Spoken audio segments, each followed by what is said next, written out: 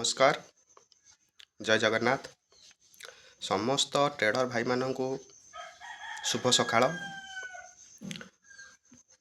यही सप्ताहे कि 2 सप्ताह पर्यंत जदि आपण गोटे गवर्नमेंट कंपनी रे ट्रेड करने को चाहूले LIC कालीर क्लोजिंग प्राइस 410 टंका। 1 ରୁ 2 सप्ताहर टार्गेट 450 रखी आपण माने LIC कंपनी रे ट्रेड करें। गवर्नमेंट कंपनी आर भविष्य 2 ରୁ 3 मासे बहुत भल अच्छे। 2 ରୁ 3 मासे जदि आपण माने होल्डिंग करि पारुछंती ताहाले नेक्स्ट टार्गेट आपणकर 450 पर 475। जय जगन्नाथ। समस्त भले रुहंतु। स्वास्थ्य ही संपद। सबु बेले निजर स्वास्थ्य को जगंतु।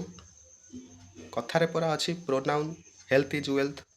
हेल्थ नथिले ए धन संपत्तिर कोनोसी मूल्य न थाए। जय जगन्नाथ।